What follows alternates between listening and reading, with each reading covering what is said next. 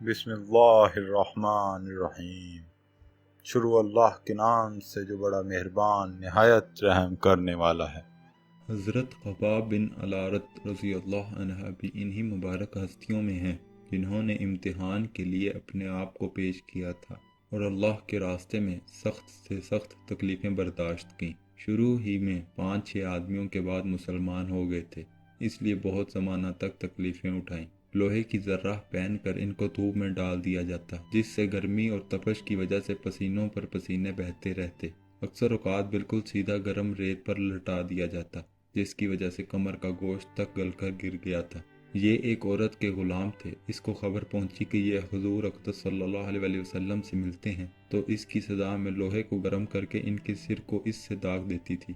حضرت عمر رضی اللہ عنہ نے ایک مرتبہ عرصہ کے بعد اپنے زمانہ خلافت میں حضرت خباب رضی اللہ عنہ سے ان کی تکلیف کی تفصیل پوچھی، جو ان کو پہنچائی گئیں۔ انہوں نے عرض کیا کہ میری کمر دیکھیں۔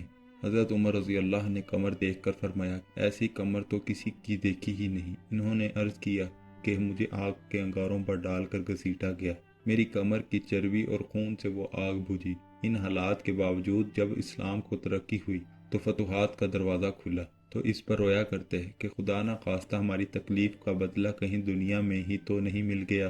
حضرت خباب رضی اللہ عنہ کہتے ہیں کہ ایک مرتبہ حضور اقدس صلی اللہ علیہ وسلم کے خلاف عادت بہت ہی لمبی نماز پڑھی۔ صحابہ رضی اللہ نے اس کے متعلق عرض کیا تو حضور صلی اللہ علیہ وسلم نے ارشاد فرمایا کہ یہ رغبت و ڈر کی نماز تھی۔ میں نے اس میں اللہ تعالیٰ سے 3 دعائیں کی تھیں، 2 ان میں سے قبول ہوئیں اور ایک کو انکار فرما دیا۔ میں نے یہ دعا کی کہ میری ساری امت قحط سے ہلاک نہ ہو جائے، یہ قبول ہو گئی۔